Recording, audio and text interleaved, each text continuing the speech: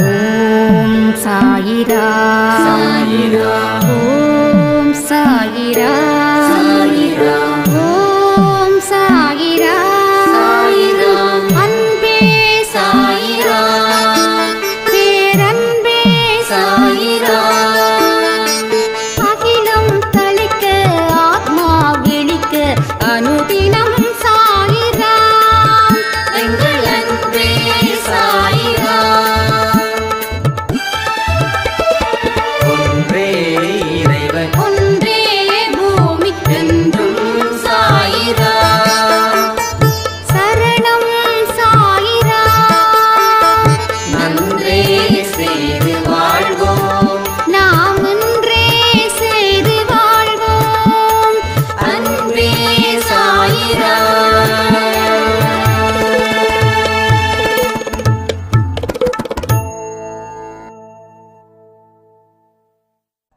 சாய்ராம்.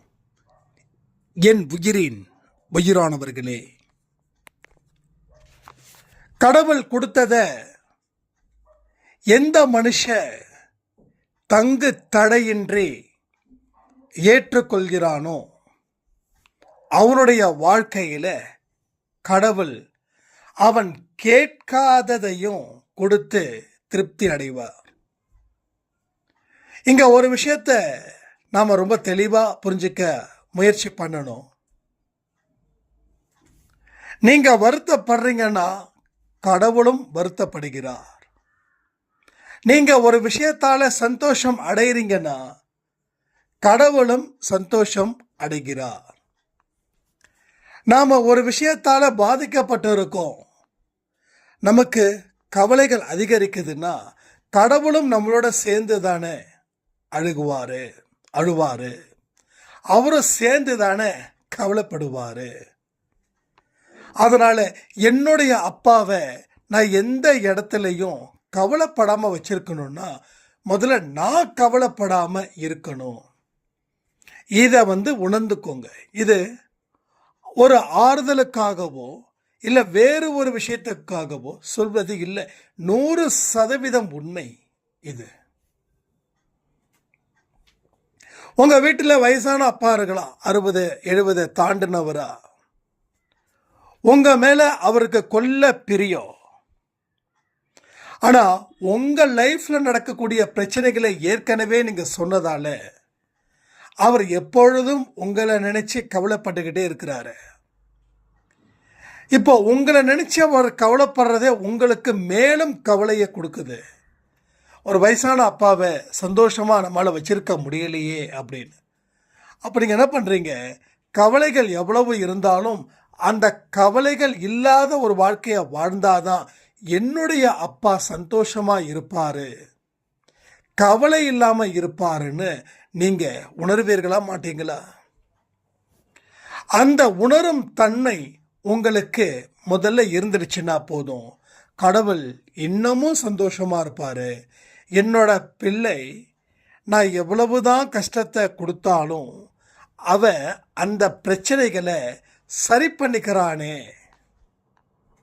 கொஞ்ச நாட்களில் என்னோட குழந்தைக்கு கொடுக்கிற வலி குறையும், அதுக்கு அப்புறமா ஒரு வழி பொறுக்கும், அந்த வழியில என்னோட குழந்தைங்க ஆனந்தத்தின் உச்சத்தில் இருப்பாங்க.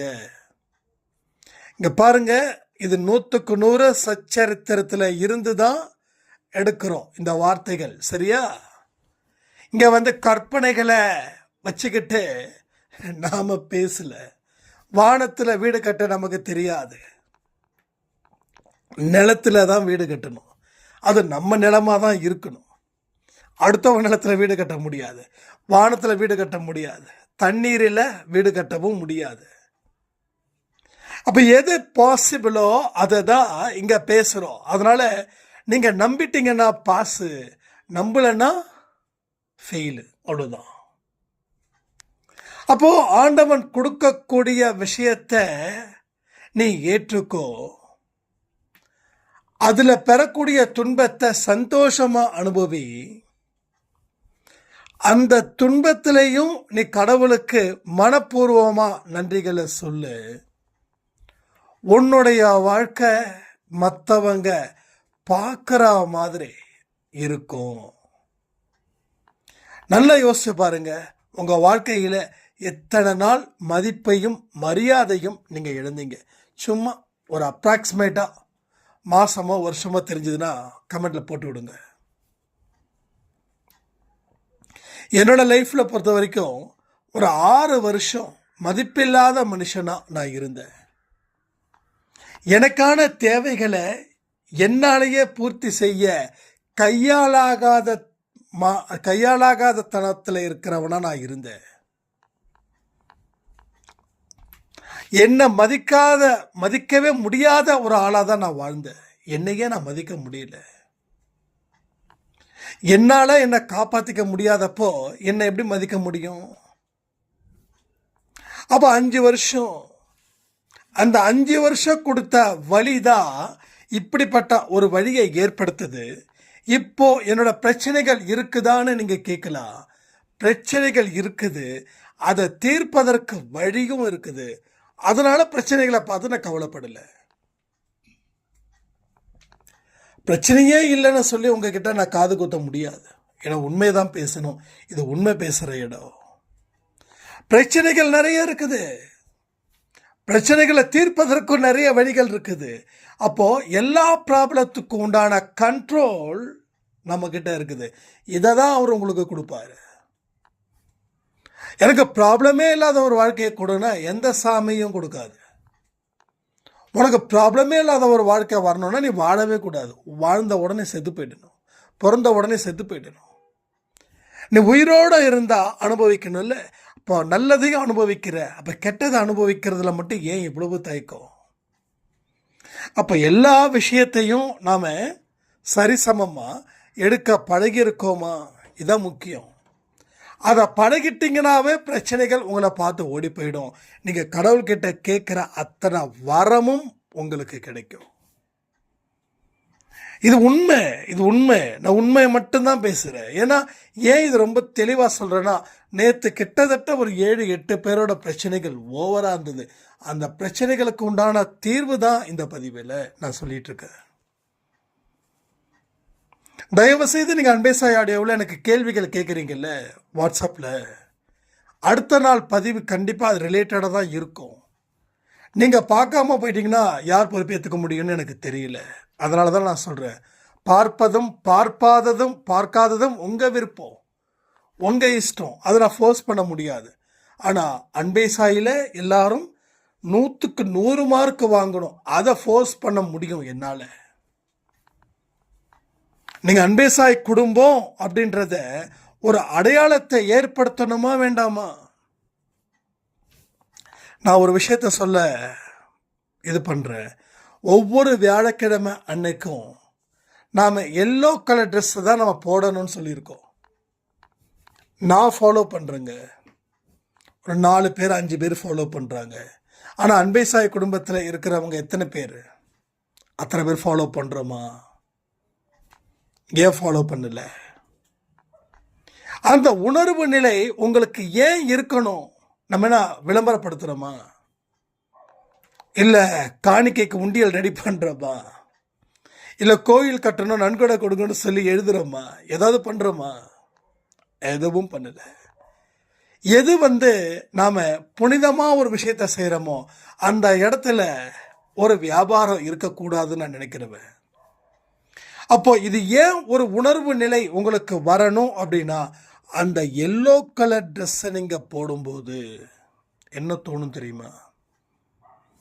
அந்த ட்ரெஸ்ஸுக்கு ஒன்றும் உண்டான ஒரு வைப்ரேஷன் உங்ககிட்ட வரும். அப்போ அன்பேசாய் குடும்பத்தில் இருக்கக்கூடிய அந்த ஒற்றுமை, அந்த பலம் எல்லாமே இன்னும் அதிகரிக்கும். தனியாக இருந்தால் வேல்யூ இல்லை, கூட்டாக இருந்தால் தான் வேல்யூ. ஸோ அரசியல் கூட அப்படி தானே. தனியாக இருந்தால் யாராலையும் ஜெயிக்க முடியாது, கூட்டணி இருந்தால் தான் ஜெயிக்க முடியும். அது சென்ட்ரலும் சரி ஸ்டேட்டும் சரி.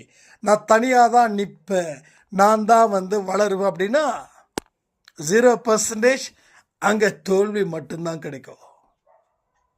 அப்போ நம்மளும் கூட்டணியாக தான் இருக்கணும். அந்த கூட்டணி இருந்தால் தான் வாழ்க்கையில் வெற்றி பெற முடியும். ஒவ்வொருத்தவங்க ஒவ்வொரு விருப்பத்தின் பேரில் இல்லாமல் தனிப்பட்ட முறையில் இருக்கக்கூடியதை தாண்டி பொதுவான ஒரு விருப்பத்தை நம்ம இங்கே நிறைவேற்றணும். என்ன தெரியுமா? சாயப்பாவுடைய எதிர்பார்ப்பை நிறைவேற்றக்கூடிய இடத்துல நான் இருப்பேன். அவருடைய மனதை என்றுக்கும் கண்கலங்காம காப்பாற்றுவேன். அன்பை சாயில சொல்லக்கூடிய அத்தனை விதிமுறைகளையும் நான் ஃபாலோ பண்ணுவேன். யாருக்கும் எந்த இடத்துலையும் எந்த விதமான இடைஞ்சல்களையும் ஏற்படுத்த மாட்டேன். மற்றவங்க மனசை காயப்படுத்த மாட்டேன். அந்த மாதிரியான பொதுவான விருப்பங்கள் என்ன இருக்கோ அதை நீங்க நிறைவேற்ற வேண்டும். அப்ப நிறைவேற்றும் போது என்ன ஆகுது? மனசுல ஒரு விதமான பலம், ஒரு விதமான பலம், ஒரு விதமான நம்பிக்கை, இது எல்லாமே உங்களுக்கு உச்சத்துல இருக்கும். எல்லாமே உங்களுக்கு அதிகரிக்கும் தன்மையில இருக்கும். எதுவுமே குறையாது.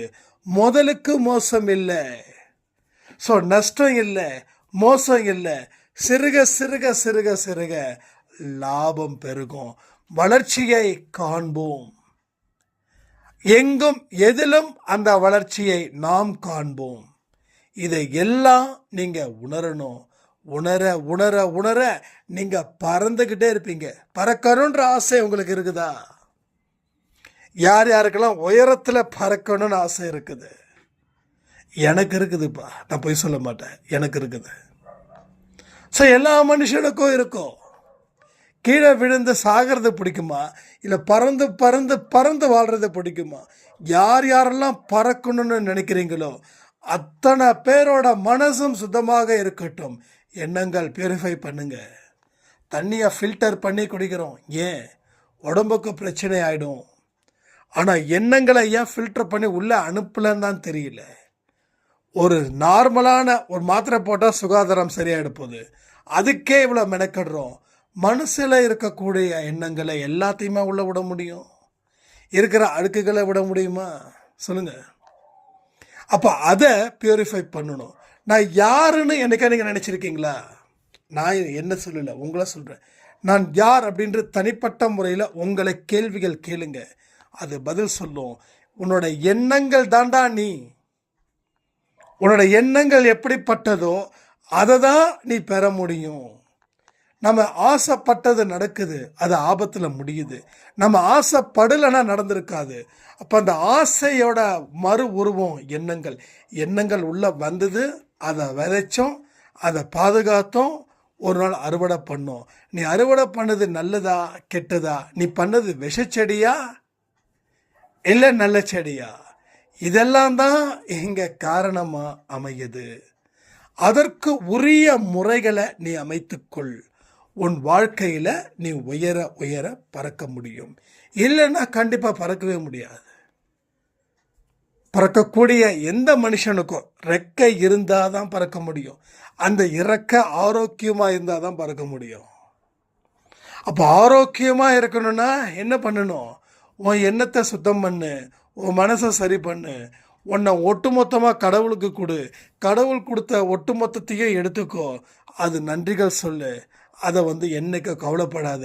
கவலைப்படாத வாழ்க்கையை வாழணும்னா நீ கவலைப்படாமல் இருந்தால் தான் வாழ முடியும். இல்லைன்னா கவலைப்பட்டுக்கிட்டே இருந்தா ஒவ்வொரு நொடியும் கவலையும் கண்ணீரோட உன் வாழ்க்கை போகும். பதில்களே கிடைக்காமல் பைத்தியம் பிடித்தது போல் அலைய நேரிடும். இன்னைக்கு பணக்காரன், ஏழை, எளியவர்கள் எல்லாரும் என்ன பண்ணுறாங்க? அலைஞ்சிக்கிட்டே இருக்காங்க. மகிழ்ச்சி வேணும்னு சொல்லி அலைகிறாங்க. மகிழ்ச்சியை வெளிப்படுத்த தெரியாத மனிதர்களாக இருக்காங்க. என்றைக்குமே ஒரு புன்னகை உங்கள் முகத்தில் இருக்கிறது அவசியம். ஏன் தெரியுமா? அதுதான் உங்கள் வாழ்க்கையை வழி நடத்த போகுது. காலையில் எழுந்திரிச்ச உடனே ஒரு வீட்டில் இருக்கவங்க கிட்ட ஒரு சின்ன ஸ்மைல் பண்ணுறதால பெருசாக ஒன்றும் பாதிப்பு இல்லையே. நீங்கள் சிரிச்சு பாருங்களேன், வீடே அவ்வளோ அழகாக இருக்கும். உங்கள் கணவரை பார்த்த உடனே மறைக்காதீங்க, இன்னும் எழுந்திருக்கல பாரு அப்படின்னு நினைக்காதீங்க. அவர் 10 மணி கூட எந்திரிக்கட்டும். ஆனால் எந்திரிச்ச உடனே சிரிச்ச முகத்தோட ஏதாவது கேட்டு பாருங்களேன், அவரும் சிரிப்பார் பதிலுக்கு. அப்போ 10 மணி எழ மாட்டார். காலைல 6 மணிக்கு எழுந்திரிச்சு 8 மணிக்கு டியூட்டிக்கு போயிட்டு குடும்பத்தை காப்பாற்றுவார். எஸ், சின்ன சின்ன மாற்றங்கள் கூட பெரிய ஒரு விஷயத்தை உங்களுக்கு கை கொடுக்கும். நடக்குதா இல்லையான்னு செக் பண்ணி பாருங்கள். நான் ஏன் இவ்வளோ தூரம் சொல்கிறேன்னா, நீங்கள் முயற்சி பண்ணாதானே. நான் சொல்கிறதுல பாதி ஃபீஸ் போனது மாதிரி ஆயிடுறீங்க. அடையாங்க நீங்கள் வேறு. அவரை சிரிச்சா என்ன அவனுக்கு பைத்தியமான்னு கேட்பாரு. உங்களுக்கு தெரியாதுங்க இவரை பற்றி. உங்களுக்குலாம் என்னங்க தெரியும் இவரை பற்றி? எல்லாம் தெரியும், எல்லாமும் தெரியும். தெரியாதுன்னு சொல்ல வேண்டாம். ஏன்னா நானும் நிறைய மனிதர்களை பார்த்துட்டு தான் வந்திருக்கேன் நான். ஆனால் புன்னகை செய்யும்போது ஆரம்பத்தில் அப்படி தான் இருக்கும். நாம் அப்படி நினைக்கிறோம். ஆனால் நாம் நினைக்கிறத மாதிரி அவங்களும் நினைக்கலாம்.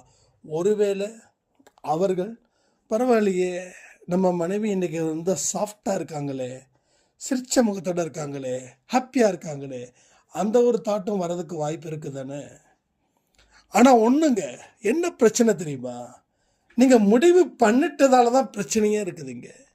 நிறைய பேரோட வாழ்க்கையில் எனக்கு தெரிஞ்ச வரைக்கும் பெருசாக நான் சாட்டிஸ்ஃபைட் ஆகலை. ஏன் தெரியுமா? ஒரு வருஷத்துக்கு முன்னாடி இருந்த அந்த அன்பே சாயோடைய அந்த வெறித்தனமான செயல்பாடுகள் இப்போ ஃபீஸ் போனது மாதிரி ஆயிடுச்சு. அது என்ன ஏதுன்னு தெரியல. நம்ம ரெகுலராக ஆடியோ கொடுத்துட்டு தான் இருக்கோம். ஓகே, நம்ம ரெகுலராக ஆடியோ கொடுத்துட்டு தான் இருக்கோம். ஆனால் என்னமோ கடமைக்குன்னு கேட்குறீங்க. ஏன் தெரியுமா? முடிவை பண்ணிட்டீங்க, அதில் இருந்து வெளிவர முடியல. முடிவு பண்ணிட்டதால தான் இத்தனை பிரச்சனை. திரும்ப திரும்ப ஒரே தப்பை செஞ்சுக்கிட்டு இருந்தா வாழ்க்கையில் எப்படிங்க ஜெயிக்க முடியும்? பறக்க முடியுமா? நினச்சி கூட பார்க்க முடியாது.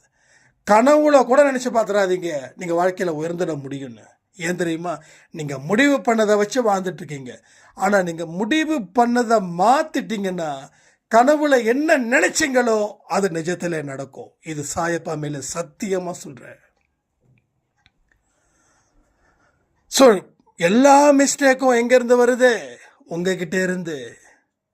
எல்லா மிஸ்டேக்குக்கும் சரி பண்ணுறதுக்கு யார் பொறுப்பு? நீங்கள் நினைக்கிறீங்க யாரோ ஒருத்தவங்க சரி பண்ணணும்னு. இல்லை, இடிக்கப்பட்டது நீங்கள். அந்த இடத்துல நீங்கள் தான் கட்டணும். வேற எவன் கட்டினாலும் மறுபடியும் இடிக்கப்படும். ஸோ நம்பிக்கையை நீங்கள் தான் உங்களுக்குள்ள உடைச்சிங்க. வேற யார் என்ன நம்பிக்கை வச்சாலும் அது மீண்டும் மீண்டும் உடைக்கப்படும். அப்போ நம்ம சொல்லக்கூடிய விஷயத்தை வச்சு நீங்களா நம்பிக்கை அப்படின்ற ஒரு ஒரு செங்கலையும் கட்டுங்க. கவனத்தோடு கட்டுங்க, ஜாக்கிரதையாக கட்டுங்க. அதுக்கு என்னென்ன தேவைகள் இருக்கோ அதை வச்சு கட்டுங்க. கட்ட தான் அந்த அந்த நம்பிக்கை பலப்படும். பாதியில் கட்டி முடிச்சிட்டிங்கன்னா ஒரு மழைக்கு கூட தாங்காது. மழைன்றது துன்பம். நம்பிக்கையை வளர விடாமல் இருந்தால் அவநம்பிக்கை. ஒரே துன்பத்தில் நீங்கள் கட்டின அத்தனை நம்பிக்கை என்ற கல்லும் கரைஞ்சு போயிடும். அந்த இடத்துல கல் இருந்துச்சா, இவ்வளோ நாள் கட்டுனனே அது எங்கே போச்சுன்னு தெரியலன்ற அளவில் உங்களுக்குள்ள மரண பயமும் வரும். இது மரண பயமும் வரும். ஸோ என்ன பண்ணணும், என்ன செய்யணும், இதை தெரியாமல் வாழ்க்கையை வாழ்ந்துக்கிட்டு இருந்தா கடைசி வரைக்கும் பித்து பிடித்தவர்கள் போலவே நாம் இருப்போம். ஒன்று புரிஞ்சுக்கோங்க, யாருமே இங்கே சிறப்பாக வாழலை. யாராவது சிறப்பாக வாழ்கிறாங்கன்னு நினச்சிடாதீங்க. ஒருத்தவங்க உங்கள் குடும்பத்திலே இருக்காங்கன்னு வச்சுக்கோங்களேன், அவங்க நீங்கள் சிறப்பாக வாழ்ந்ததா நீங்கள் நினைக்கிறீங்க. ஏன் தெரியுமா? நீங்கள் பலகீனமாக இருக்கிறதால யாரும் சிறப்பாக வாழலை. நீங்கள் பலகீனமாக இருந்ததால் அவர்கள் உங்களை ஆட்டுவித்தார்கள், நீங்களும் ஆடுனீங்க. அவ்வளோதான் நடந்துச்சு. ஸோ யாரும் இங்கே புத்திசாலின்னு சொல்லிடவே முடியாது. ஒருத்தனுக்கு மேலே ஒருத்தன் அப்பா இருப்பான், ரைட்டா? அதனால் இவங்க இப்படி வந்துட்டாங்க நாம் எப்படி இல்லை. அந்த நினப்பு தான் பொழப்பை கெடுக்குது. முடிவு பண்ணது தான் இன்னைக்கு விபரீதமான விஷயமா போய்கிட்டு இருக்குது.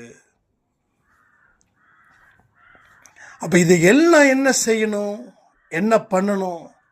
எதையுமே ஒரு விஷயத்தை யோசிக்காமல் முடிவெடுத்து ஒரு காலை வச்சிங்க அப்படின்னா கண்டிப்பாக சொல்கிறேன், அது எந்த இடத்துலையும் உங்களுக்கும் பலன் தராது, உங்களை சுற்றி இருக்கிறவங்களுக்கும் பலன் தராது. வேணும்னா அந்த வழியில் போங்க, வேண்டான்னா அந்த வழியில் போங்க. வேணும்னு ஒரு வழியில் போயிட்டு மறுபடியும் வேண்டான்னு ஒரு வழியில் மாறி மாறி போனீங்கன்னா பிரச்சனை மற்றவர்களுக்கு தாண்டி உங்களுக்கு இன்னும் மேலும் பல பாதிப்புகளை அது ஏற்படுத்தியே தீரும். ஸோ பல பாதிப்புகளை அது நிச்சயமாக ஏற்படுத்தும். வாழ்க்கையில் வெல்வதற்கு உண்டான அத்தனை முகாந்தாரத்தையும் நீங்கள் அமைக்கவில்லை என்றால் இந்த நொடி கூட உங்கள் வாழ்க்கையில் மேலும் பல சரிவுகளை அது ஏற்படுத்தி உங்களை உண்டு இல்லைன்னு ஆக்கிடும். ஸோ நல்லபடியான ஒரு வாழ்க்கையை இங்கே வாழணும். நன்றிகள் சொல்லும் விதமாக அது இருக்கணும். அது இருக்கும்போது உங்கள் வாழ்க்கையில் நீங்கள் அடைந்த அத்தனை தோல்விகளையும் மீட்டு எடுத்து வெற்றிகரமான ஒரு வாழ்க்கையை உருவாக்கி, பாதையை உருவாக்கி, பயணத்தை நீங்கள் செய்யும்போது வாழ்க்கை மாறும். எதையெல்லாம் உங்களுக்கு கடினமாக இருக்குதோ அதுதான் உங்களுக்கு சிறப்பான அந்தஸ்தை கொடுக்க போகுது. அதை புரிஞ்சுக்கணும்.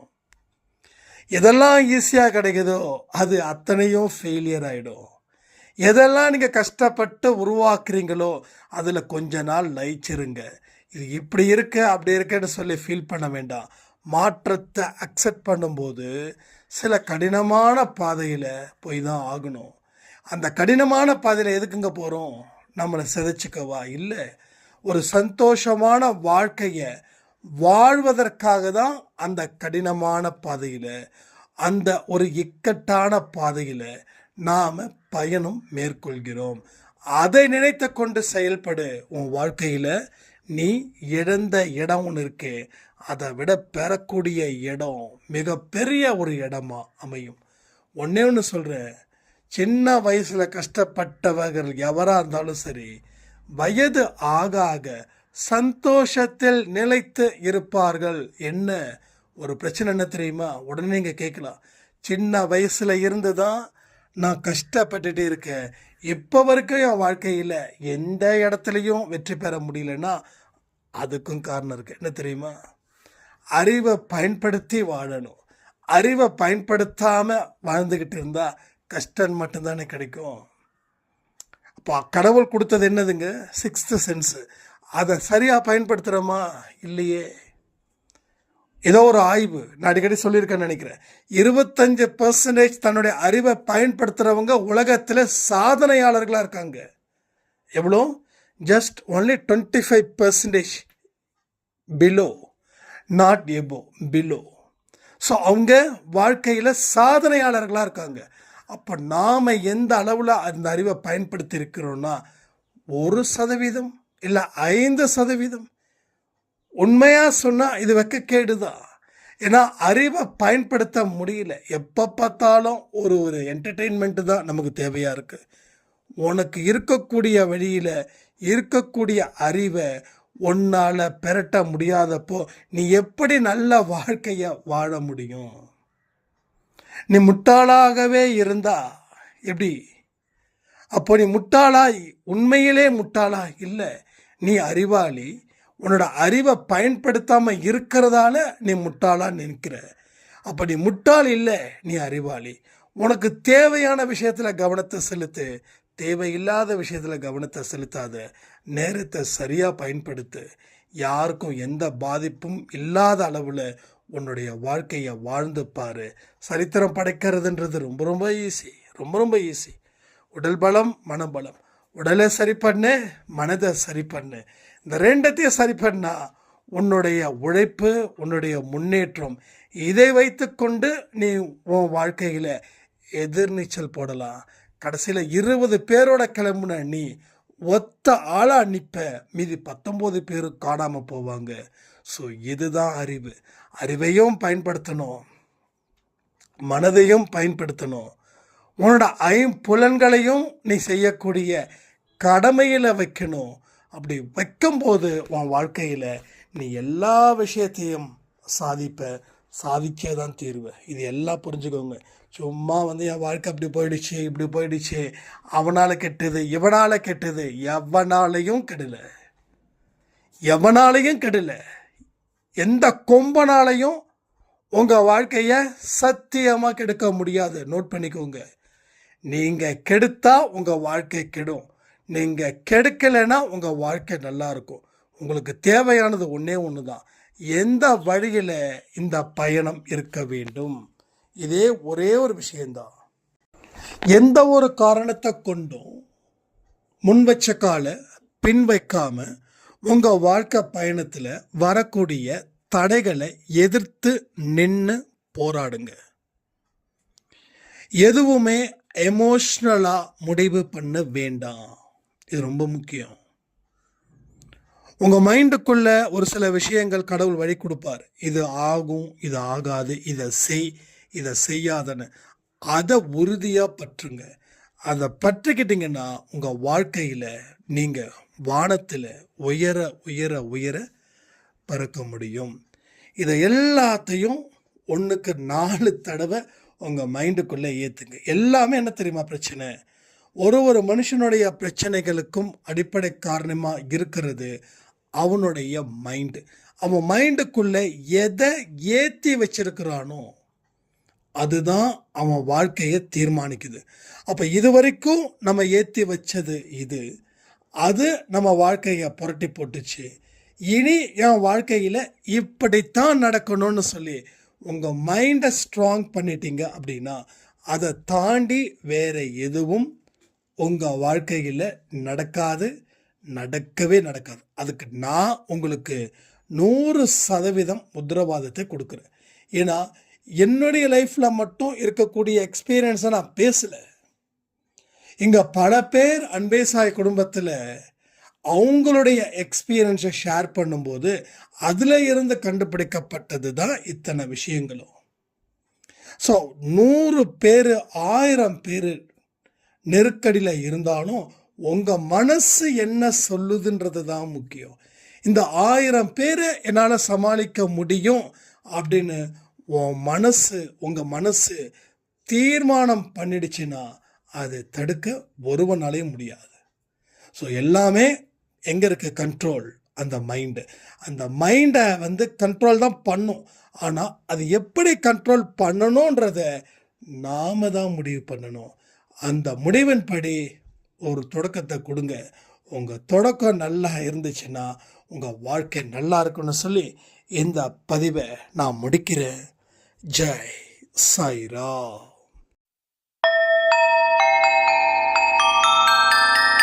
ஓம் சாயிரா. சாயிரா. ஓம்